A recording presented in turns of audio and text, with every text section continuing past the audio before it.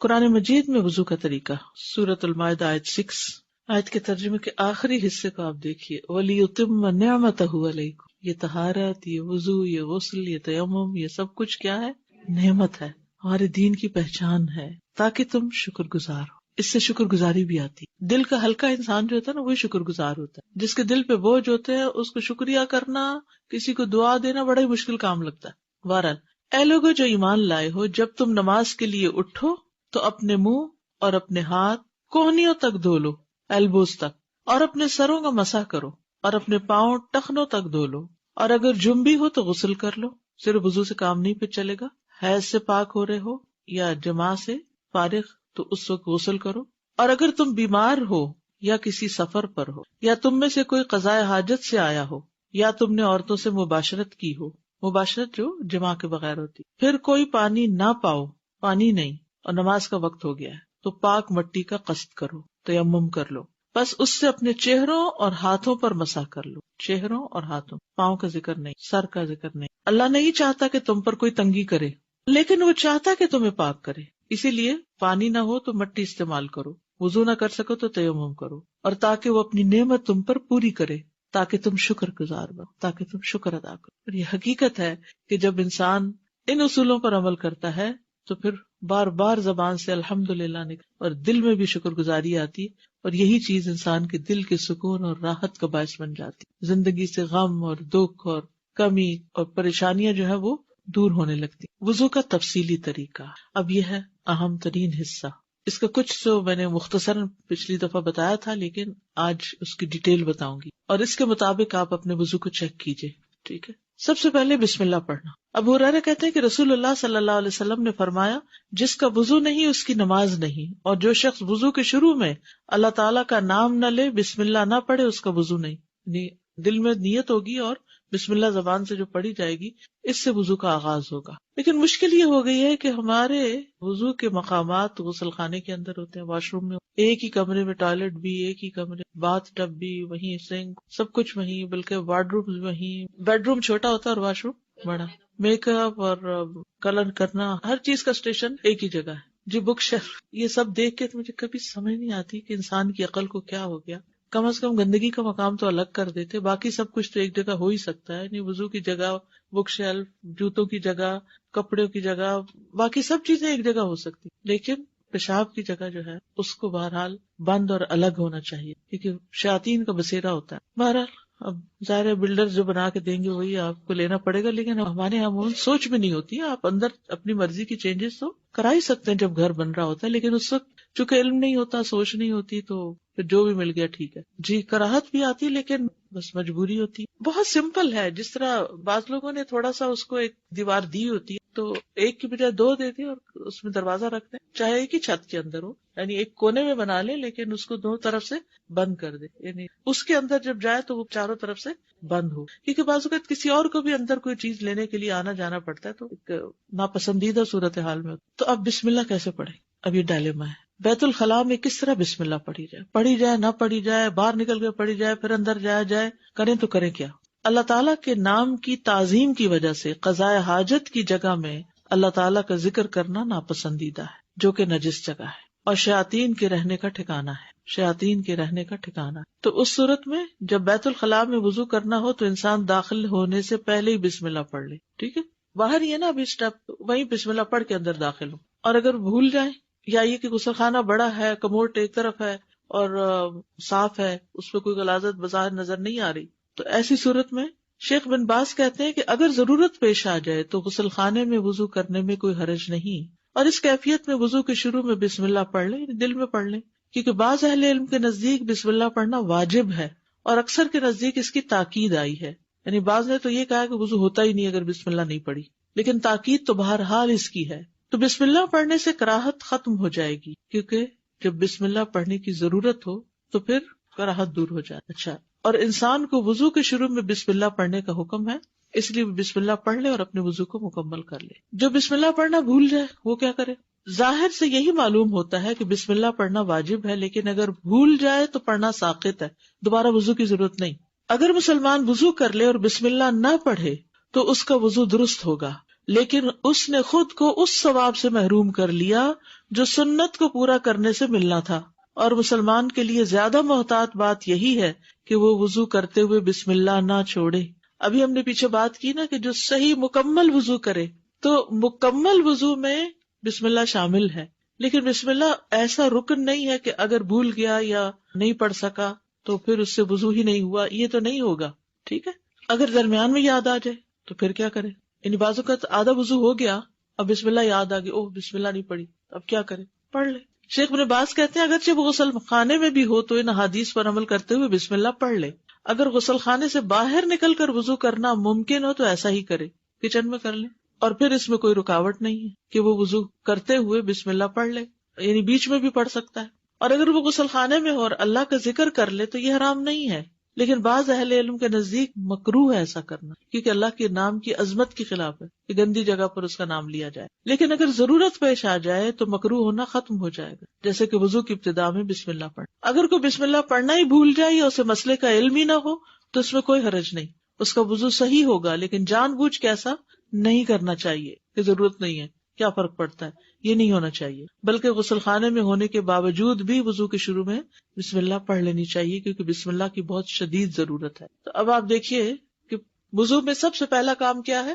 بسم اللہ. کب پڑھتے ہیں یہ بسم اللہ؟ وضو کے شروع میں. اگر وضو کی جگہ ٹوائلٹ کے اندر ہی ہے، ایک ہی روم میں ہے، تو اس صورت میں بسم اللہ کہاں پڑھی جائے؟ باہر پڑھ کے اندر داخل ہوا جائے. یعنی بے شک آپ نے پہلے یعنی کہ ٹوائلٹ استعمال کرنا ہے، بسم اللہ پڑھ کے اندر داخل ہو جائے اس نیت سے کہ میں نے وضو بھی کرنا ہے، اور پھر ٹوائلٹ استعمال کر کے پھر آپ وضو کر لیں. اگر باہر سے پڑھنا بھول گیا اور جب وضو کرنے لگے ہاتھوں پہ پانی ڈالنے لگے تو یاد ہے تو کیا کرے؟ پڑھ لے. ٹھیک ہے. اگر بسم اللہ پڑھنا بھول ہی گیا سرے سے تو کیا وضو ہو گیا؟ ہو گیا. واضح. نمبر 2، ہاتھ دھونا. ہاتھ دھونا. مقدام بن مادی کرب کندی رضی اللہ عنہ کہتے ہیں کہ رسول اللہ صلی اللہ علیہ وسلم کے پاس وضو کا پانی لایا گیا. کیا لایا گیا؟ وضو لایا گیا. آپ صلی اللہ علیہ وسلم نے وضو کیا، پس آپ نے اپنی دونوں ہتھیلیاں 3 بار دھوئیں. یہ دونوں ہتھیلیاں 3 بار، ان کو ہتھیلی کہا جاتا ہے، اور ہاتھ جو ہے وہ سارے کے اوپر اطلاق ہو جاتا ہے. ٹھیک ہے. تو یہ ہتھیلی جو ہے اتنا حصہ، اور پہلے دائیں پھر بائیں. ٹھیک ہے. پہلے دایاں پھر بائیں پھر دایاں. وضو کی ابتدا ہاتھ سے کرنا. عبد الرحمن بن جبیر بن نفیر اپنے والد سے روایت کرتے ہیں کہ ابو جبیر کندی رسول اللہ صلی اللہ علیہ وسلم کے پاس آئے تو رسول اللہ صلی اللہ علیہ وسلم نے ان کے لیے وضو کا پانی لانے کا حکم دیا اور فرمایا ابو جبیر وضو کرو. ابو جبیر نے منہ سے وضو کرنا شروع کر دیا، یعنی ہاتھ سیدھا منہ دھویا. تو رسول اللہ صلی اللہ علیہ وسلم نے انہیں فرمایا اپنے منہ سے شروع نہ کرو، کیونکہ کافر اپنے منہ سے شروع کرتا ہے، یعنی وہ پہلے ہتھیلیاں نہیں دھوتے، ڈائریکٹ چہرے سے. اس زمانے میں وہاں لوگ ایسے کرتے ہوں گے. پھر رسول اللہ صلی اللہ علیہ وسلم نے وضو کا پانی منگوایا اور اس ترتیب سے وضو کیا کہ اپنے ہاتھ دھوئے حتیٰ کہ ان کو صاف کیا، پھر کلی کی اور سو آن. دائیں جانب سے وضو کرنا. حضرت عائشہ کہتی ہیں کہ نبی صلی اللہ علیہ وسلم ہر کام میں جہاں تک ممکن ہوتا دائیں جانب سے شروع کرتے، یعنی دائیں جانب سے شروع کرنے کو پسند کرتے تھے. یہ صحیح بخاری کی روایت ہے. کنگھی کرنے اور وضو کرنے میں بھی، یعنی وضو کا خاص طور پر ذکر آیا ہے. ایک اور حدیث میں آپ نے فرمایا جب تم لباس پہنو اور جب تم وضو کرو تو اپنی دائیں جانب سے شروع کیا کرو. جیسے آپ نے پاجامہ پہنا ہے، جراب پہنی ہے، جوتا پہنا ہے، تو کیا کرو؟ دائیں جانب. وَإِذَا تَوَضَّأْتُمْ فَابْدَؤْا بِأَيْمَانِكُمْ، یعنی دائیں ہاتھ سے شروع کیا جائے پھر بائیں ہاتھ دھویا جائے. ہاتھوں کی صفائی میں مبالغے کا حکم. مبالغہ کہتے ہیں یعنی اچھی طرح، خوب. عبداللہ بن مسعود کہتے ہیں کہ رسول اللہ صلی اللہ علیہ وسلم نے فرمایا تم طہارت والے پانی کے ساتھ انگلیوں کو مبالغے کے ساتھ دھو گے ورنہ آگ انہیں خوب جلائے گی. یعنی انگلیوں کو اچھی طرح دھویا جائے، یعنی اچھی طرح ان کے اندر کے حصے بھی دھوئے جائیں تاکہ کوئی چیز اندر جمی ہوئی نہ رہ جائے. اور اب آپ دیکھیں کہ ہاسپٹل وغیرہ میں جو ہاتھ صاف کرنے یا دھونے کا طریقہ لکھا ہوتا ہے خصوصاً ڈاکٹر اور نرسز کے لیے، تو اس میں انگلیوں کے جو بیچ کے یہ جو درمیان کے حصے ہیں ان کو خاص طور پر دھونے کا طریقہ بتایا گیا کہ ان میں سے کوئی چیز بھی چھوٹے نہ. ٹھیک ہے. غسل البراجم کہتے ہیں اس کو، انگلیوں کے پور اور جوڑ دھونا. حضرت عائشہ کہتی ہے کہ رسول اللہ صلی اللہ علیہ وسلم نے فرمایا 10 چیزیں فطرت ہیں: مونچھیں کتروانا، داڑھی بڑھانا، مسواک کرنا، ناک میں پانی ڈالنا، ناخنوں کا کاٹنا، جوڑ دھونا، بغل کے بال اکھیڑنا، زیر ناف بال صاف کرنا ریزر وغیرہ سے، پانی سے استنجا کرنا. براجم جو ہے یہ برجمہ کی جمع ہے، یہ انگلیوں کے پوروں میں گریں ہوتی ہیں جن میں میل جمع ہو جاتی ہے. یہ انگلیوں کے جوڑ ہوتے ہیں جو انگلیوں کے جڑوں کے درمیان ہوتے ہیں. ٹھیک ہے، یعنی دونوں چیزیں اس میں شامل ہیں. یہ جوڑ ہے نا انگلی کا، تو اس کا پچھلا حصہ، اس کے اندر بھی کچھ پھنسا ہو سکتا ہے. آپ اپنے خواتین خصوصاً ینگ صاف ستھرے ہاتھوں کو مت دیکھیں. وہ جو مزدور کام کرتے ہیں اور جو لوگ ہینڈی مین ہوتے ہیں اور خصوصاً ہیوی ہاتھ ہوتے ہیں جن کے، اور ان کے بھاری بھاری ہاتھوں میں یہ بڑی بڑی جھریاں ہوتی ہیں اور ان کے اندر بھی کچھ نہ کچھ جمع ہو جاتا ہے. تو یعنی ہمارا دین تو سب کے لیے ہے نا. اگر آپ کے لیے مجھے تو ضرورت نہیں محسوس ہوتی، میں تو ٹھیک ہے، صاف ہے، تو کچھ نظر نہیں آ رہا. تو بعض اوقات آٹا لگ جاتا ہے، آٹا تو ناخنوں پر بھی لگ جاتا ہے. تو کوئی بھی چیز لگی ہو تو اس کو خوب مل کے دھونا چاہیے. انگوٹھی کی جگہ دھونا، یعنی انگوٹھی کو بھی گھما لیں. ابن سیرین وضو کرتے وقت انگوٹھی کی جگہ بھی دھویا کرتے تھے. ٹھیک، اب یہ ہو گیا دوسرا حصہ، ہاتھ دھونا. کیسے دھوئیں گے؟ کتنی بار دھوئیں گے؟ 3 دفعہ. کون سا ہاتھ پہلے دھوئیں گے؟ دائیں جانب، پھر بایاں. کتنی دفعہ دھوئیں گے؟ 3 بار. اور پھر اس میں خاص احتیاط کریں گے، پوروں کی، جوڑوں کی، انگلیوں کے بیچ کے حصوں کی خوب مل کے دھوئیں گے تاکہ کوئی حصہ بھی ناخنوں کے آس پاس، کوئی آٹا، کوئی نیل پالش، کوئی چیز باقی نہ رہے. ٹھیک ہے، اوکے. جی استاذہ، یہ بسم اللہ کا پوچھنا تھا کہ بسم اللہ الرحمن الرحیم پورا پڑھنا ہے یا صرف بسم اللہ کہنا ہے؟ جی اچھا سوال ہے. بسم اللہ الرحمن الرحیم سارا نہیں پڑھنا، بسم اللہ کافی ہے. دعا تو پڑھتے ہی جاتے ہیں، جب ساتھ میں ٹوائلٹ ہوتا ہے تو وضو بھی وہیں کرنا ہے، اور آپ کو جو ہے وہ بھی پوری کون سی دعا پڑھ کے جاتے ہیں؟ ٹوائلٹ جانے کی دعا بسم اللہ. ہاں، وہ تو اللہ میں نہیں، عضو بکم من وہ الگ الخبث سے والخبائث، وہ تو جی. الگ دعا ہے. بسم اللہ الگ ہے. اور جو وضو کے بعد کی دعا ہے وہ باہر نکل کے پڑھیں. استاد میرا سوال مسواک سے تھا. مسواک کا بھی یوز کرنے کا کوئی اسپیشل طریقہ رکھنے کا؟ یا مسواک میں جو سب سے آسان مسواک ہے وہ زیتون کی شاخ ہے. اس کا آگے سے وہ جو برش ہے وہ بھی بہت اچھا بنتا ہے، ٹنگ پر بھی بہت اچھا پھرتا ہے. اس میں کانٹے بھی نہیں ہوتے کہ منہ کے کسی حصے کا زخمی ہونا ہو. لیکن اب یہاں معلوم نہیں کون سا اویلیبل ہے. جو بھی اویلیبل ہو اس کے اگلے حصے کو تھوڑا بھگو لیں. جی پیلو کی مسواک خاص طور پر بہت اچھی ہوتی ہے. اگلے حصہ اس کا رات بھر بھگو دیں اور صبح اگر تھوڑا چبا کے اس کا برش پھر بنا لیں تو اس سے بہت فائدہ ہوتا ہے. اسپیشلی استاد اس کے کئی مسائل بھی تھے، رکھنے کا طریقہ کوئی بھی یہ سب تکلفات ہیں، کوئی مسائل نہیں ہے نا. اس کے سائز کا کوئی ہمیں بتایا گیا ہے. اب آپ دیکھیں نا، اگر کہتے ایک بالش مسواک ہو تو جو چھوٹا ہو جائے تو کیا پھینکتے جاؤ؟ اگر اتنا مہنگا ملے اور یہ ملے بھی نہ.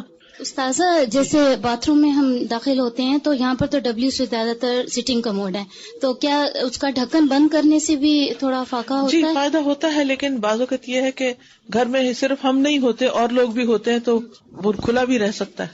استاذہ ٹوتھ برش جو ہے وہ کس حد تک اس کا مطلب نعم البدل ہے مسواک کا؟ اعلیٰ درجہ تو مسواک ہی کا ہے، نمبر 2 درجہ پھر ٹوتھ برش کا ہوتا ہے. اگر ٹوتھ برش کیا ہے اور وضو کر لیا ہے تو ہاں فائدہ تو ہوگا انشاءاللہ. تو نہ ہونے سے بہتر ہے. ہاں جی، میں بعض دفعہ ایسے بھی کرتی ہوں کہ ٹوتھ برش کر کے مسواک پھر ہلکی سی مار دیتی ہوں میں تاکہ سنت پوری ہو جائے. ٹھیک ہے. نیل پالش سے ناخن خشک رہ جاتے ہیں کیونکہ وہ اس پر لیئر بنا دیتی ہے. ویسے بھی لانگ ٹرم نیل پالش لگانا جو ہے نا صحت کے لیے بھی اچھا نہیں، کیونکہ ہمارے ناخن بھی سانس لیتے ہیں اور ان کا ہم سانس بند کر دیتے ہیں پینٹ کر کے ان کو. جی وضو نہیں ہوتا، بس مہینے میں 4-5 دن لگا لے. کلی کرنا اور ناک میں پانی ڈالنا. رسول اللہ صلی اللہ علیہ وسلم نے فرمایا کلی کرنا اور ناک میں پانی چڑھانا فطرت سے تعلق رکھتا ہے.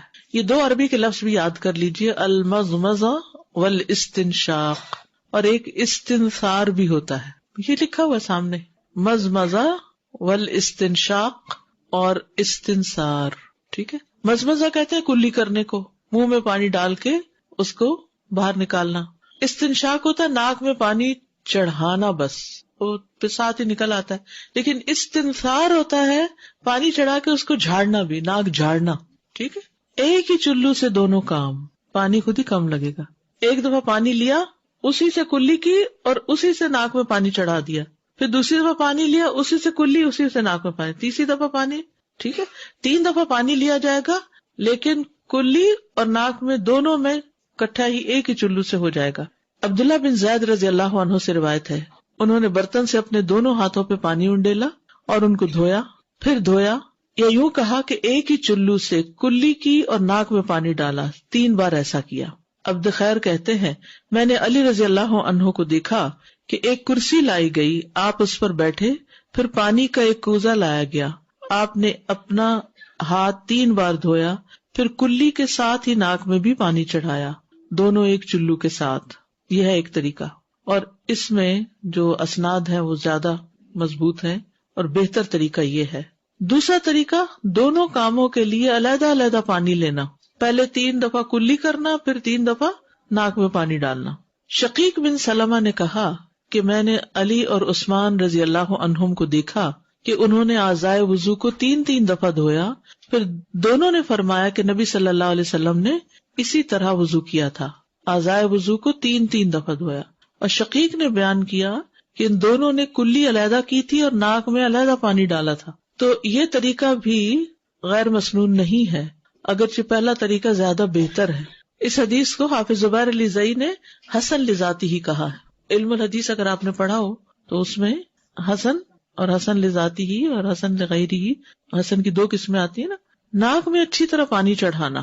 لقیط بن صبرہ سے روایت ہے، وہ کہتے ہیں کہ میں نے کہا اے اللہ کے رسول مجھے وضو کے بارے میں بتائیں، تو آپ نے فرمایا وضو خوب اچھی طرح کیا کرو اور انگلیوں کے درمیان خلال کیا کرو اور ناک میں خوب پانی چڑھایا کرو، سوائے اس کے کہ تم روزے سے ہو. روزے سے ہو تو پھر کیوں نہیں زیادہ ناک میں پانی چڑھانا، حلق میں چلا جائے گا. حلق سے کہاں چلا جائے گا؟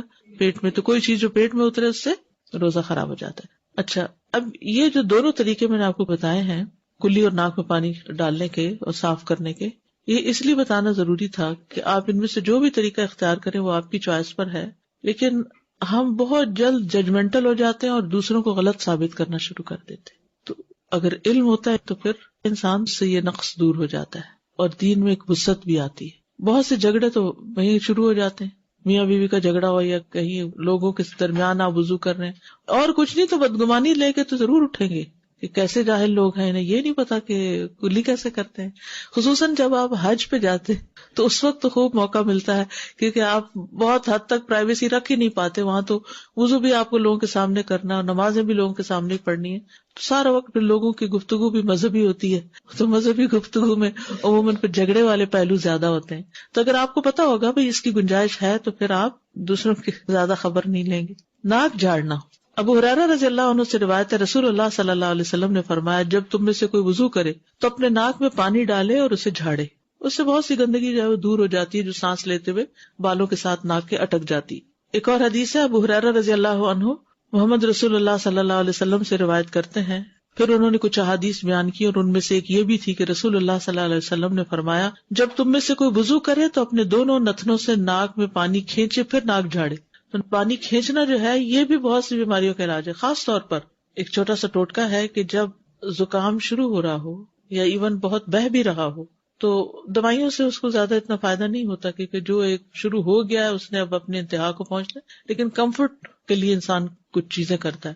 تو اگر آپ اس میں بھی پانی خوب ناک میں چڑھا کے ناک صاف کرتے ہیں تو بہت جلدی آرام آ جائے گا آپ کو انشاءاللہ. اول تو یہ کہ اگر عمومی عادت ہے ناک پراپر صاف کرنے کی تو یہ جو ENT کے امراض ہیں ان سے آپ بچ جائیں گے انشاءاللہ. جو شخص ہر روز صبح حلق تک مسواک سے اپنا ٹوتھ برش سے نہ کریے گا، حلق تک اپنا سب کچھ صاف کرتا ہو اور ناک اچھی طرح صاف کرتا ہو تو اس کو ایسی بیماریاں لگیں گی کم. اور اگر ہو گئی ہے کوئی اور کرنا شروع کر دیں تو انشاءاللہ تعالی افاقہ بھی جلد ہوگا، کیونکہ ہمارا دین جو چیزیں ہمیں بتاتا ہے نا اس میں ہماری آخرت کے ساتھ ساتھ دنیا کا بھی فائدہ ہے. بائیں ہاتھ سے ناک جھاڑنا، یعنی پانی ڈالیں گے دائیں ہاتھ سے. تو اس دن کسی نے سوال کیا تھا پانی ڈالیں گے دائیں ہاتھ سے اور ناک جھاڑیں گے بائیں ہاتھ سے، کیونکہ جب آپ ڈال رہے ہیں نا پانی تو اس میں کوئی حرج نہیں ہے، آپ کا ہاتھ گندا نہیں ہوتا، لیکن جب آپ جھاڑتے ہیں تو گندا ہوتا ہے. تو ہر گندے کام کے لیے لیفٹ ہینڈ رکھا گیا. حضرت علی سے مروی ہے انہوں نے وضو کا پانی منگوایا، پھر اس سے کلی کی اور ناک میں پانی چڑھایا اور اپنے بائیں ہاتھ سے جھاڑا. بس انہوں نے اس طرح 3 مرتبہ کیا اور پھر فرمایا یہ ہے اللہ کے نبی کا وضو. ٹھیک ہے صلی اللہ علیہ وسلم. کلی یا ناک دھوئے بغیر وضو مکمل نہیں ہوتا. ٹھیک ہے. شیخ صالح الفوزان کہتے ہیں جو اپنا چہرہ دھو لے لیکن کلی کرنا اور ناک میں پانی ڈالنا چھوڑ دے یا ان میں سے کسی ایک کو بھی ترک کر دے تو اس کا وضو صحیح نہیں ہوگا، کیونکہ منہ اور ناک چہرے میں شامل ہے.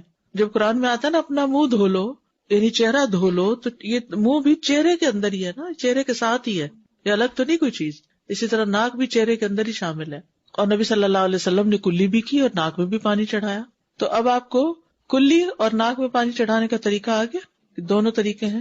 افضل طریقہ ایک ہی چلو سے ہے، لیکن اگر آپ کو بچپن سے عادت پڑی ہوئی تو 60 سال کی عمر میں شاید عادت تبدیل کرنا مشکل ہو، مگر کچھ لوگ واقعی محنت کرتے ہیں اور وہ کرتے کرتے کرتے کامیاب ہو جاتے ہیں، کیونکہ پرانی عادتوں کو بدلنا ایک بڑا مشکل کام ہوتا ہے. ہم عادت کے غلام ہوتے ہیں، ہم سوچتے تھوڑی ہیں، ہم وہ اچانک کرنا شروع ہو جاتے ہیں. اور روٹین میں وضو چکے دن میں 5 دفعہ کرنا ہوتا ہے، اتنا مشینی وضو ہے ہمارا کہ اس میں ہم ذرا بھی سوچتے نہیں ہیں یا ٹھہرتے نہیں ہیں، بس جلدی جلدی کر کے باہر آ جاتے ہیں.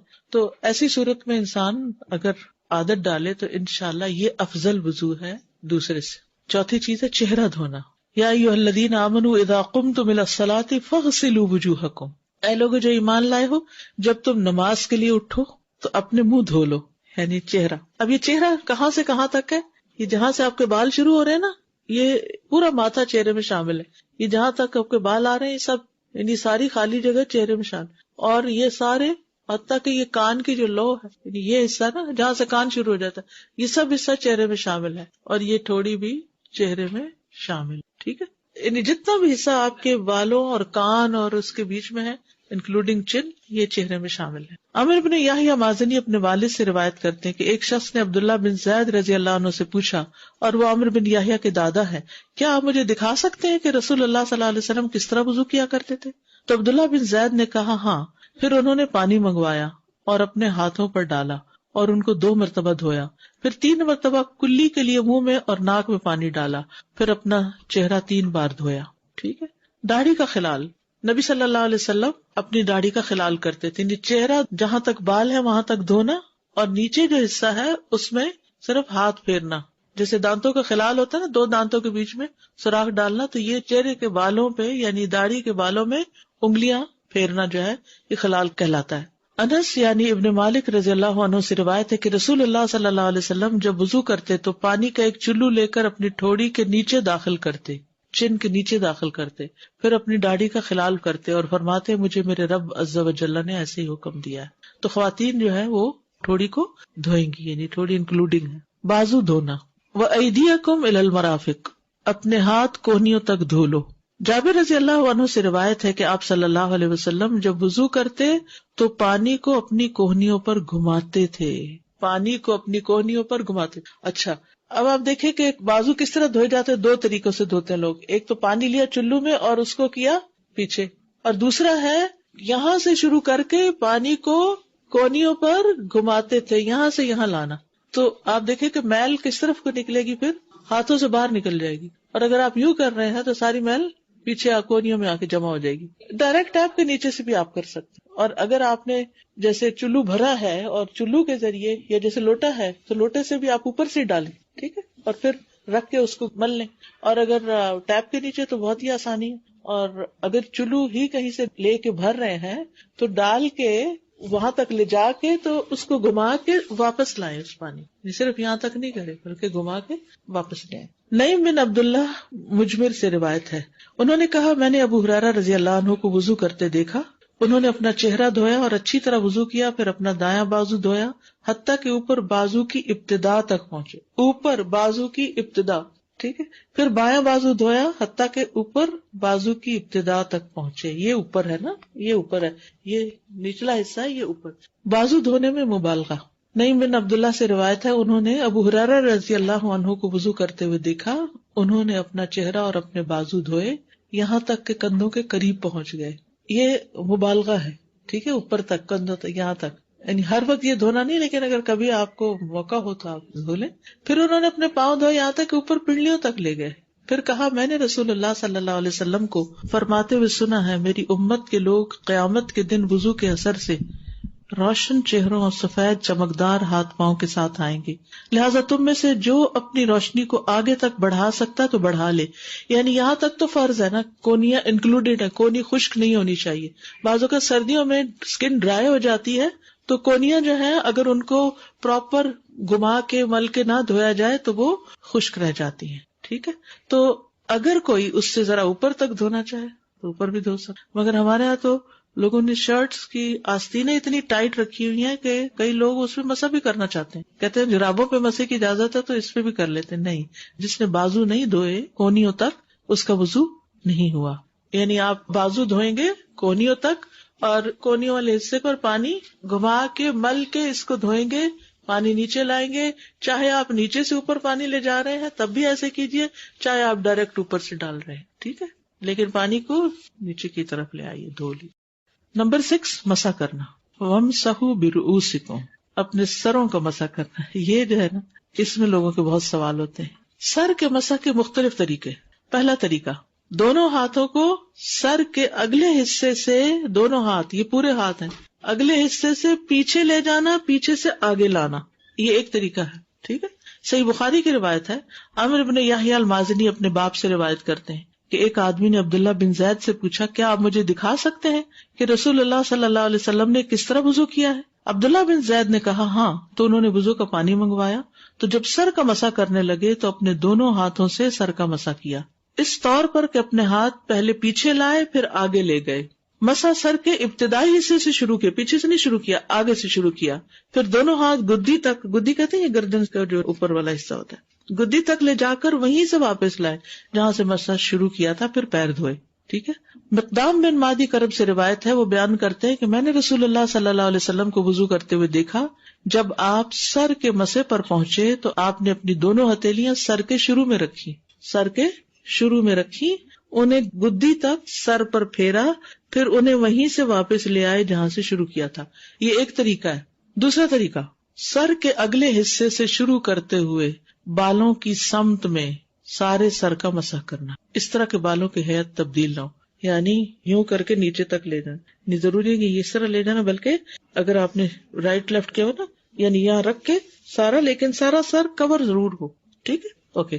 ربیہ بنت معوذ کہتی ہیں رسول اللہ صلی اللہ علیہ وسلم نے ان کے ہاں وضو کیا تو پورے سر کا مسح کیا، اوپر سے سر کا مسح شروع کرتے، اوپر سے، ٹھیک ہے، اوپر سے ہر جانب سے بالوں کی لٹوں کے رخ پر ہاتھ پھیرتے، کیونکہ آپ کے بال لمبے تھے، یعنی یہاں سے شروع کرتے اور ہر جانب بالوں کی لٹوں کے رخ پر لے کے جاتے، اوپر سے نیچے، اور آپ بالوں کو ان کی ہیئت سے حرکت نہ دیتے تھے، یعنی کوئی ایسے ایسے کر کے نہیں کرتے تھے یا کوئی ان کو الٹا نہیں کرتے تھے، بلکہ بس سیدھا سیدھا کرتے تھے، ٹھیک۔ اب اس میں مزید دیکھیے گا، یہ بہت مزے کی حدیث ہے، اس میں ایک اور حکم بھی پتہ چلتا ہے۔ ابو عبداللہ سالم سبلان حضرت عائشہ سے روایت کرتے ہیں، اور عائشہ رضی اللہ عنہا ان کی امانت داری سے بہت خوش تھی اور ان سے اجرت پر کام کروایا کرتی تھی۔ وہ کہتے ہیں کہ مجھے عائشہ رضی اللہ عنہا نے دکھایا کہ اللہ کے رسول صلی اللہ علیہ وسلم کیسے وضو فرمایا کرتے تھے۔ انہوں نے 3 دفعہ کلی کی اور ناک جھاڑا اور اپنا چہرہ 3 دفعہ دھویا، پھر اپنا دایاں ہاتھ اور بایاں ہاتھ یعنی بازو 3 دفعہ دھوئے، پھر عائشہ رضی اللہ عنہا نے اپنا ہاتھ سر کے اگلے حصے پر ماتھے کی طرف رکھا اور پیچھے تک پورے سر کا 1 دفعہ مسح کیا، بس۔ پھر انہوں نے اپنے ہاتھ اپنے کانوں پر پھیرے اور رخساروں پر پھیرے، پیچھے سے واپس نہیں لائیں، کیونکہ ہم لوگوں کو صرف ایک طریقہ بتاتے ہیں، پھر وہ ہر ایک سے پوچھتے پھرتے کیسے کریں، بال خراب ہوتے ہیں، صرف پیچھے لے گئی۔ اچھا، سالم کہتے ہیں جب میں مکاتب تھا تو آپ کے پاس آیا کرتا تھا، وہ مجھ سے پردہ نہیں کرتی تھی بلکہ میرے سامنے بیٹھ کر مجھ سے باتیں کیا کرتی تھی، حتیٰ کہ میں ایک دن ان کے پاس آیا اور میں نے کہا اے ام المومنین میرے لیے برکت کی دعا فرمائیے۔ وہ کہنے لگی کیا بات ہے؟ میں نے کہا اللہ نے مجھے آزاد فرما دیا ہے۔ وہ کہنے لگی اللہ تمہارے لیے برکت فرمائے۔ اس کے بعد میرے سامنے پردہ لٹکا لیا اور اس دن کے بعد میں نے انہیں نہیں دیکھا۔ تو غلام سے پردہ نہیں ہوتا نا، تو غلام جب آزاد ہو گیا تو پھر پردہ ہو گیا۔ تو اس طرح حضرت عائشہ نے بہت لوگوں کو سکھایا، کسی کو دودھ پلوایا اور محرم بنایا، یعنی امت کو تعلیم دی۔ تو اپنے بچوں کو بھی آپ وضو کر کے دکھا، یعنی کہ واش روم میں جب منہ اس طرف ہوتا ہے تو کیا دیکھیں کیا کر رہے ہیں کیا نہیں، تو آپ بیٹھ کے آرام سے جب ریلیکس موڈ میں ہو تو ان سے کیا چیک کر کے دکھاؤ مجھے، تو کروائیں ان سے، اور پھر ساتھ ساتھ خود کر کے دکھائیں ان کو۔ تیسرا طریقہ، دونوں ہاتھوں کو سر کے پچھلے حصے سے آگے لانا اور آگے سے پیچھے لانا، یعنی شروع کہاں سے کرنا؟ پیچھے سے آگے اور آگے سے پیچھے۔ دیکھیے جب علم کی وسعت ہوتی ہے نا تو دلوں میں بھی وسعت ہوتی ہے، اور لوگ جب ورائٹی آف ویز کے ساتھ کوئی کام کرتے تو آپ ان کو برا بھلا نہیں سمجھتے، ورنہ دل میں ایک بدگمانی اور ایک اپنے علم کی وہ جو ہوتی ہے نا تکبر سا کہ مجھے بہت پتا ہے، اور دوسروں سے بیکار کے جھگڑے، یہ پھر نہیں ہوتے۔ یعنی اگر نہ علم ہو تو پھر ہوتے ہیں، اگر علم ہوتا ہے تو انسان کہتا ہے اس کی رخصت ہے۔ عبداللہ بن زید روایت کرتے ہیں کہ رسول اللہ صلی اللہ علیہ وسلم ہمارے گھر تشریف لائے، ہم نے آپ کے لیے تانبے کے برتن میں پانی نکالا، اس سے آپ نے وضو کیا، 3 بار چہرہ دھویا، 2 بار ہاتھ دھوئے اور سر کا مسح کیا، یعنی بازو 2 بار دھوئے. اس طرح کہ پہلے آگے کی طرف ہاتھ لائے، پھر پیچھے کی جانب لے گئے اور پیر دھوئے. ٹھیک ہے.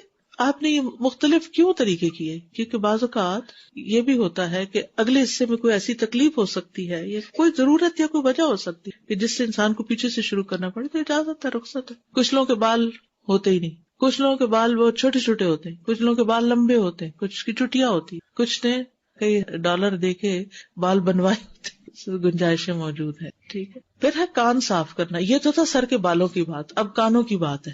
ربیہ کہتی ہیں نبی صلی اللہ علیہ وسلم نے وضو کیا تو اپنی دونوں انگلیاں اپنے کانوں کے سوراخ میں ڈالی، یعنی جب سر کا مسح کر لیا تو پھر دونوں یہ شہادت کی انگلیاں جو تھی وہ کانوں کے سوراخ میں ڈالی. کان اور سر کے لیے ایک ہی دفعہ پانی لینا.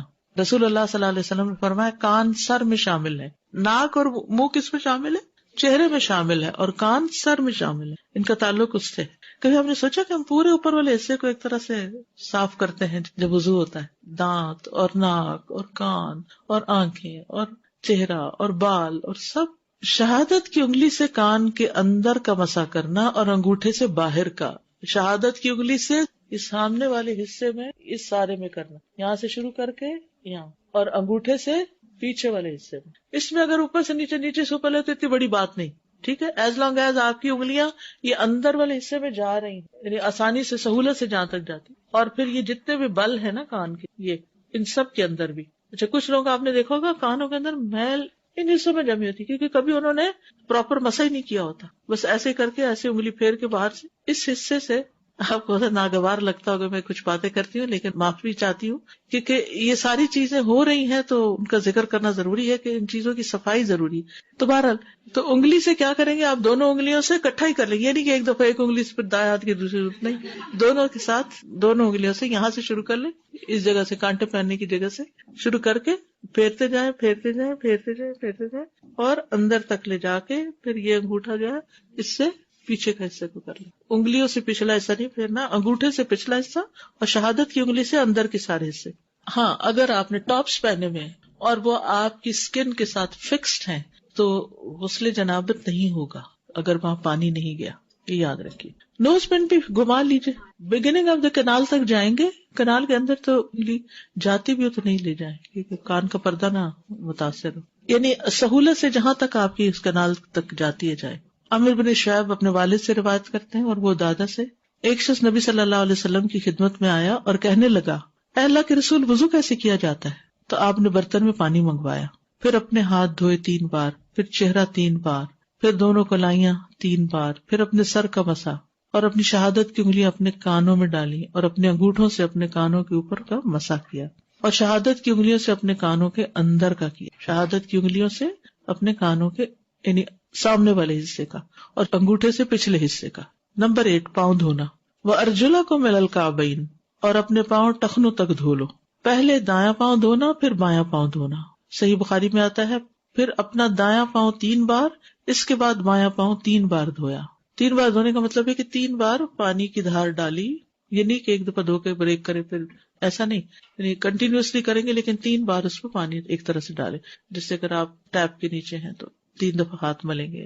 پھر پانی کا ایک چلو لیا، اپنے دائیں پاؤں پہ ڈالا یہاں تک کہ اسے دھویا. پھر دوسرا چلو پانی سے لے کر اس سے اپنا بایاں پاؤں دھویا. اس کے بعد کہنے لگے، میں نے رسول اللہ صلی اللہ علیہ وسلم کو اسی طرح وضو کرتے ہوئے دیکھا. بائیں ہاتھ سے دونوں پاؤں دھونا، بائیں ہاتھ سے دونوں پاؤں دھونا. پھر اپنے دائیں ہاتھ سے اپنے دائیں پاؤں پر 3 مرتبہ پانی بہایا. پھر اپنے بائیں ہاتھ سے مل کے دھویا. جیسے ناک میں پانی ڈالتے ہیں نا دائیں ہاتھ سے اور ناک جھاڑتے ہیں بائیں ہاتھ سے، ایسے ہی پاؤں پہ پانی ڈالتے ہیں دائیں ہاتھ سے اور ملتے ہیں اس کو بائیں ہاتھ سے. اب دیکھیں کہ ہمارے دین میں ایک طہارت کا جو احساس ہے نا وہ بھی برقرار رکھا گیا ہے کہ سارے وہ کام جیسے ناک صاف کرنا ہے، استنجا کرنا ہے، پاؤں دھونا ہے اور اس طرح کے کوئی بھی گندے کام کرنے تو بائیں ہاتھ استعمال، اور کھانے کے لیے، سلام کے لیے اور ہر کام کے لیے دائیں ہاتھ استعمال کیا جائے. اور بعض لوگ کہتے ہیں کیا ریجیڈیٹی ہے اگر بائیں سے ہی کھا لیں. نہیں، ایک جو سینس آف طہارہ ہے، ایک سینس آف کلینلینس ہے، وہ اس میں جو حسن ہے دائیں اور بائیں کے فرق میں وہ اس میں نہیں ہے. چنگلی سے، چنگلی کا مطلب ہوتا ہے چھوٹی انگلی، چنگلی.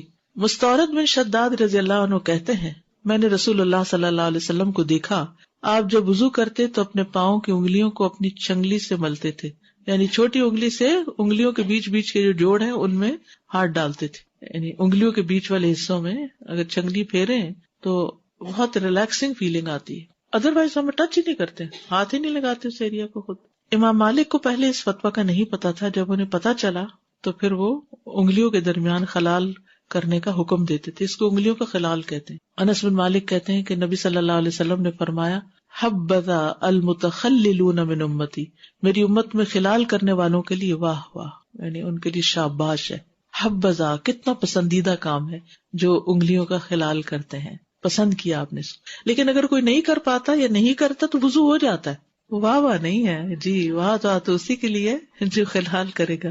ابن عباس رضی اللہ عنہما کہتے ہیں ایک آدمی نے نبی صلی اللہ علیہ وسلم سے نماز کے بارے میں کوئی سوال کیا تو رسول اللہ صلی اللہ علیہ وسلم نے اس سے فرمایا اپنے ہاتھوں اور اپنے پاؤں کی انگلیوں کا خلال کرو. اپنے ہاتھوں اور پاؤں کی، ہاتھوں میں بھی ایسے ایک دوسرے کے اندر ڈال لیں. آپ کی مراد تھی کہ اچھی طرح وضو کیا جائے، مل کے وضو کیا جائے. ایڑیاں دھونا. عبداللہ ابن عمر رضی اللہ عنہما سے روایت ہے، انہوں نے کہا کہ نبی صلی اللہ علیہ وسلم ایک سفر میں ہم سے پیچھے رہ گئے، جو سفر ہم نے آپ کے ساتھ کیا. پھر ہم نے آپ کو پا لیا جبکہ عصر کا وقت ختم ہو رہا تھا. ہم لوگ وضو کرنے لگے، جلدی جلدی پاؤں پہ ہاتھ پھیرنے لگے. آپ نے 2 یا 3 بار بلند آواز سے پکارا ایڑیوں کے لیے آگ کا عذاب ہے. یعنی اگر آگے آگے پانی پھیر کے چھوڑ دیا اور ایڑیاں سوکھی رہ گئیں اور ان کو مل کے نہیں دھویا تو وضو نہیں ہوا. وضو نہیں ہوا تو نماز نہیں ہوئی. نماز نہیں ہوئی تو دین مکمل نہیں ہوا. دین ناقص ہوا تو اللہ کے سامنے کیا جواب لے کے جائیں گے. اس لیے نماز جو ہے وہ وضو کے بغیر ہوتی نہیں. بلکہ اگر کوئی جان بوجھ کے وضو نہیں کرتا، جان بوجھ کے بغیر کسی عذر کے، تو آج میں پڑھ رہی تھی کتاب کہ وہ ایک طرح سے کفر کا ارتکاب کرتا ہے. قرآن کا حکم ہے، انکار ہے اس کا. یعنی بیماری اور وہ تو الگ بات ہے، لیکن کوئی کہے کوئی ضرورت ہی نہیں ہے، میری نیت صاف ہے. محمد بن زیاد کہتے ہیں میں نے ابو ہریرہ رضی اللہ عنہ سے سنا جب وہ ہمارے پاس سے گزرتے اور لوگ برتن سے وضو کر رہے ہوتے تو فرماتے لوگوں وضو اچھی طرح کرو، کیونکہ ابو القاسم نے فرمایا صلی اللہ علیہ وسلم خشک ایڑیوں کے لیے آگ کا عذاب ہے. پاؤں دھونے میں مبالغہ. نعیم بن عبداللہ مجمر سے روایت ہے، انہوں نے کہا میں نے ابو ہریرہ کو وضو کرتے ہوئے دیکھا. انہوں نے اپنا چہرہ دھویا اور اچھی طرح وضو کیا، پھر اپنا دایاں بازو دھویا حتیٰ کہ اوپر بازو کی ابتدا تک پہنچے، پھر بایاں بازو دھویا یہاں تک کہ اوپر بازو کی ابتدا تک پہنچے، پھر اس نے سر کا مسح کیا، پھر اپنا دایاں پاؤں دھویا حتیٰ کہ اوپر پنڈلی کی ابتدا تک پہنچے. ٹھیک ہے، یعنی اوپر تک، گھٹنوں کے نیچے نیچے تک. پھر اپنا بایاں پاؤں دھویا تک کہ اوپر پنڈلی کی ابتدا تک پہنچے. پھر کہا میں نے رسول اللہ صلی اللہ علیہ وسلم کو اسی طرح وضو کرتے دیکھا ہے، اور کہا کہ رسول اللہ صلی اللہ علیہ وسلم نے فرمایا قیامت کے دن اچھی طرح وضو کرنے کی وجہ سے تم لوگ ہی روشن چہروں اور سفید چمکدار ہاتھ پاؤں والے ہوگے، لہٰذا تم میں سے جو اپنے چہرے اور ہاتھ پاؤں کی روشنی اور سفیدی کو آگے تک بڑھا سکے بڑھا لے. اگر چپل پہنی ہو تو اس کے سمیت پاؤں دھوئے جا سکتے ہیں. ٹھیک ہے نا. کبھی ایسا ہوتا ہے کہ انسان ٹھنڈی جگہ ہوتی ہے یا مٹی والی جگہ ہوتی ہے، اس میں پاؤں باہر نہیں نکال سکتا کوئی بھی وجہ، تو پاؤں کے اوپر پانی بہا لینا چپل کے اندر سے ہی، جتنا مل سکے مل لیں اور باقی ایڑیاں وغیرہ مل لیں تو وہ بھی ٹھیک ہے. عبید اللہ بن جریج سے روایت ہے کہ انہوں نے عبداللہ ابن عمر سے کہا اے ابو عبد الرحمن، میں نے آپ کو 4 ایسے کام کرتے ہوئے دیکھا جو آپ کے ساتھیوں کو کرتے ہوئے نہیں دیکھا. یہ عبداللہ بن عمر کی کنیت تھی ابو عبد الرحمن. ان میں سے ایک یہ ہے کہ میں نے آپ کو سبتی جوتے پہنے ہوئے دیکھا. عبداللہ رضی اللہ عنہما نے جواب دیا کہ میں نے رسول اللہ صلی اللہ علیہ وسلم کو ایسے جوتے پہنے ہوئے دیکھا جن پر بال نہیں تھے اور آپ انہی پر وضو کیا کرتے تھے، تو میں بھی انہی کو پہننا پسند کرتا ہوں. یعنی وہ جیسے رسیاں یا ڈوریاں لگی ہوتی ہیں نا جوتوں پر، اس کو شاید کھڑاوا بھی بولتے ہیں، بہرحال چپل، ایک کینچی چپل ہوتی ہے اور ویسے بھی جیسے عام چپلیں ہوتی ہیں تو اس میں اگر اوپر بہت کورڈ نہیں ہے، ایک چپل تو ہوتی ہے جیسے پورا پاؤں کورڈ ہو جاتا ہے، آگے فرنٹ کورڈ ہوتی ہے، وہ نہیں جس میں پاؤں نظر آ رہا ہو اور پانی صحیح پہنچ جائے. پھر اسی طرح ایک اور روایت میں آتا ہے تو انہوں نے وضو کر کے دکھایا اور جب پاؤں دھونے لگے تو پھر اپنے دونوں ہاتھ برتن میں ڈالے اور پانی کا ایک لپ لے کر اپنے پاؤں پہ ڈالا اور اس میں چپل کا سا جوتا تھا، اپنے پاؤں کو اسی پانی کے ساتھ ملا. پھر دوسرے پاؤں کو بھی ایسے ہی کیا. راوی کہتے ہیں میں نے کہا جوتوں سمیت؟ ابن عباس نے کہا جوتوں سمیت. پھر میں نے کہا جوتے پہنے؟ میں نے پھر کہا جوتوں سمیت؟ کہا جوتوں سمیت. یعنی چونکہ وہ ان کو کنفرم تھے، ان کو کانفیڈینس تھا کہ انہوں نے ایسے ہی دیکھا تو انہوں نے کر کے دکھایا. اس سے یہ بھی پتہ چلتا ہے کہ ہمارے دین میں سہولت بھی ہے، رخصت بھی ہے. اب اس میں ایک مسئلہ رہ جاتا ہے، وہ ہے بزرگ لوگوں کا وضو کرنا. جو بوڑھے لوگ ہوتے ہیں وہ نیچے بیٹھ کے بھی وضو نہیں کر سکتے، وہ سنک پہ بھی پاؤں نہیں چڑھا سکتے، خاص طور پر اگر گھٹنے ریپلیس ہو گئے ہوں یا ایج بڑی ہو. تو وہ کیا کر سکتے ہیں کہ جیسے واش روم کے اندر ایک چوکی سی رکھ کے پاؤں چوکی پہ رکھ کے جتنا جھک سکتے ہوں اتنا جھک کے پاؤں مل لیں. لیکن کچھ لوگ پھر ایک پاؤں پہ نہیں کھڑے ہو سکتے، یعنی اگر اوپر بھی پاؤں چڑھائے تو ایک ٹانگ پہ نہیں کھڑے ہو سکتے، جب نیچے اگر چوکی پر بھی پاؤں اٹھا کے رکھنا ہو تو وہ بھی نہیں رکھ پاتے. تو پھر یہ ہے کہ یا تو کرسی پہ بیٹھ کے، یا پھر یہ ہے کہ کموڈ ہوتا ہے واش روم کے اندر تو اس پہ بیٹھ کے پاؤں کے اوپر پانی بہا کے پاؤں دھو لے، یا پھر یہ کہ کھڑے کھڑے شاور کے ساتھ پانی جسے زوردار دھار ڈالتے ہیں نا، جس میں ملنے کا کام بھی بیچ میں ہی ہو جاتا ہے، تو اس سے 3 دفعہ وہ آگے پیچھے اچھی طرح شور کر لیں کہ سارا پانی انگلیوں کے اندر بھی پہنچ گیا ہے اور ایڑیاں بھی خشک نہیں. ایڑیوں کو تھوڑا بہت اگر ہاتھ سے نہیں مل سکتے تو زمین سے، یا اگر فٹ سٹول کے اوپر پاؤں رکھے ہوئے ہیں تو اس پہ تھوڑا سا مل لے. تو کوئی نہ کوئی طریقہ اختیار کرے، کیونکہ یہ معذوری ہے تو معذور کے احکام مختلف ہوتے ہیں. ٹھیک ہے. وضو کے بعد پانی خشک کرنا یعنی تولیہ استعمال کر سکتے ہیں یا نہیں. حضرت عائشہ رضی اللہ عنہ سے روایت ہے کہ آپ صلی اللہ علیہ وسلم کے لیے ایک رومال تھا جس سے آپ وضو کے بعد پانی خشک کرتے تھے. نہ کریں تو بہت اچھا ہے، جیسے ہر قطرے کے ساتھ گناہ جڑتے ہیں تو دیر تک جڑتے رہیں گے. اور اگر سردی کا موسم ہے اور برف پڑی ہوئی ہے تو آپ زیادہ دیر گیلے نہیں رہ سکتے، آپ کو فوراً خشک کرنا ہوتا ہے. تو جواز ہے، اجازت ہے، اس میں کوئی گناہ کی بات نہیں ہے، آپ خشک کر سکتے ہیں، جس کی یہ دلیل ہے. وضو کے بعد انگلیوں میں تشبیک نہ کرنا. تشبیک اس کو کہتے ہیں انگلیاں آپس میں ایک دوسرے کے اندر ڈالنا. وضو کرنے کے بعد یہ نہیں کرنا چاہیے. اس طرح کا کوئی کھیل، یا بعض لوگ انگلیاں چٹکانے لگتے ہیں یا کچھ، تو یہ کام وضو کے بعد نہیں کرنا چاہیے. اسی طرح جمعے کے خطبے میں بھی نہیں کرنا چاہیے، انگلیوں میں انگلیاں نہیں ڈال کے بیٹھنا چاہیے. ابو ہریرہ رضی اللہ عنہ سے روایت ہے کہ رسول اللہ صلی اللہ علیہ وسلم نے فرمایا، جب تم میں سے کوئی نماز کے لیے وضو کرے تو وہ اپنی انگلیوں کے درمیان تشبیک نہ کرے. استاذہ آج کل بچیاں جو ہے نا وہ حلال نیل پالش کے بیس پہ لگا رہی ہیں کہ یہ اس کی ٹیکنالوجی وہی ہے جو کہ کانٹیکٹ لینس کی ہے، یعنی کہ اس میں اوپن پورز ہیں جس سے بریتھنگ ہوتی ہے نیلز کی. تو یہ مجھے نہیں سمجھ آئی ابھی تک، اور میں انہیں کہتی ہوں میں بلیو نہیں کرتی اس پہ، میں ٹرسٹ نہیں کرتی.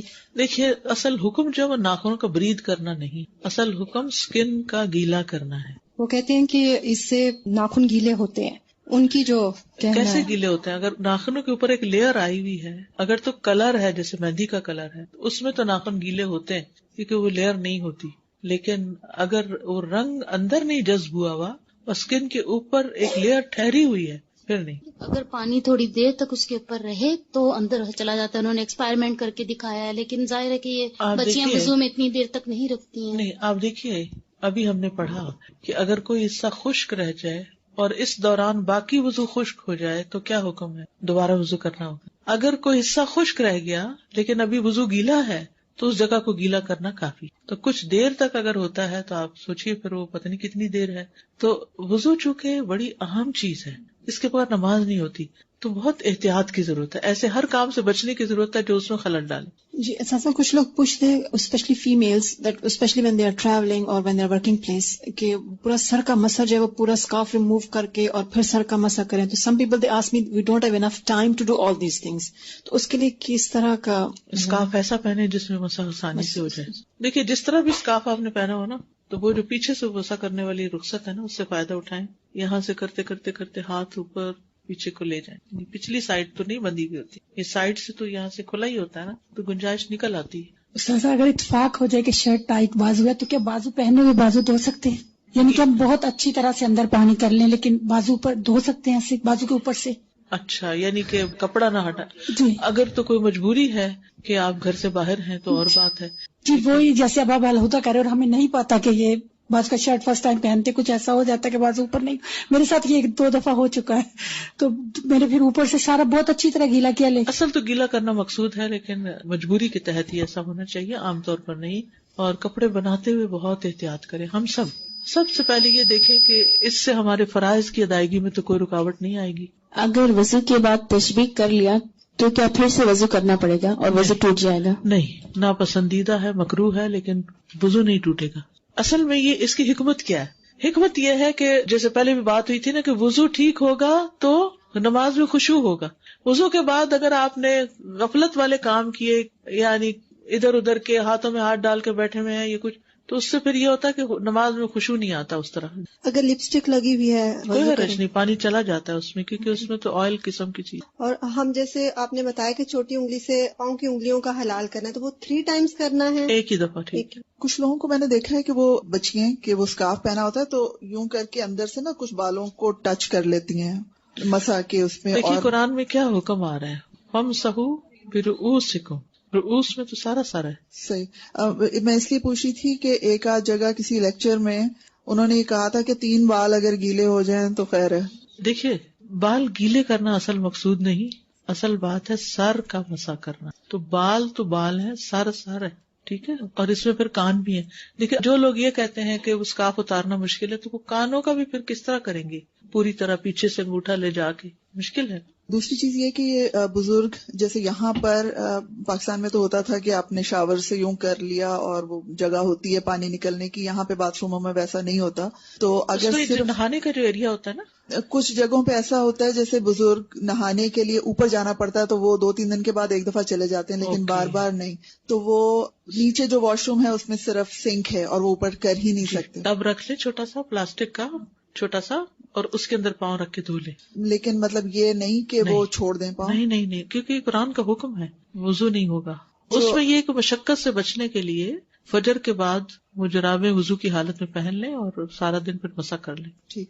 اور یہ جو انگلیوں کا خلال ہے, یہ ہم جب پاکستان میں ہوتے تھے تو وہ جب آپ نے سر کا مسا وغیرہ کر لیا تو پھر یوں کر کے, جی اس طرح یوں بھی کر سکتے ہیں, یوں بھی کر سکتے ہیں. السلام علیکم اساتذہ. وعلیکم السلام. مجھے آپ کی ایک بات بہت اچھی لگی کہ مجھے آج کل نا ہو رہا ہے کہ مجھے اپنے پرانے گناہ یاد آتے ہیں اور پھر میں پریشان ہوتی ہوں.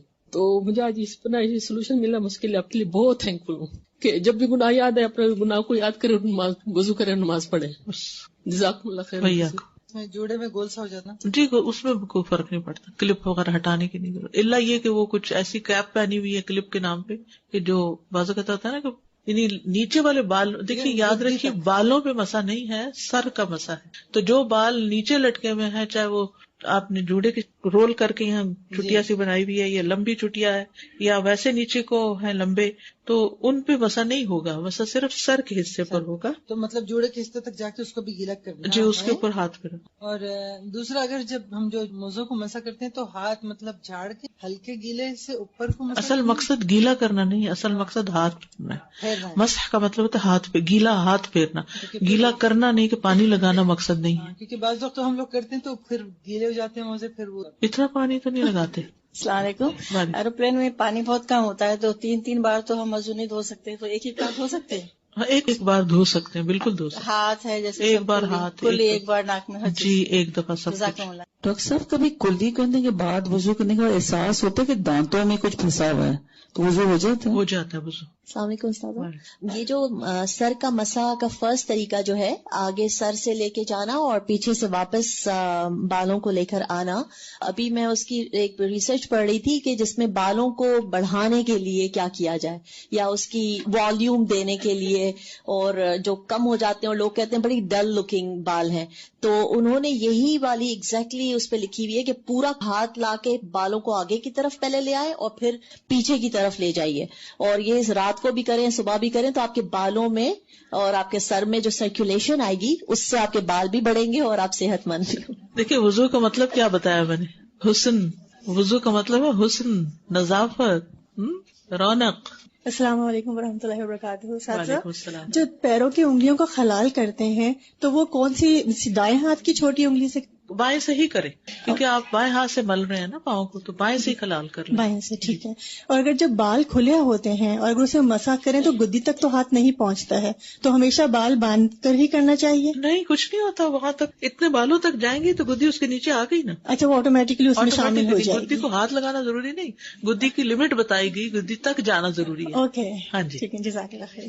بہت سے لوگ نماز کا کورس اس لیے نہیں کر رہے کہ وہ تو بچپن سے پڑھ رہے ہیں, لیکن ہر چیز کے بارے میں ہم نئی چیز جاننا چاہتے ہیں, دیکھنا چاہتے. شک سب سے بڑی بات یہ کہ علم نافع ہوتا ہی وہ ہے جو شک دور کر دے انسان کا, اور انسان کے اندر ایک اطمینان آ جائے اور شرح صدر کے ساتھ کام کرے.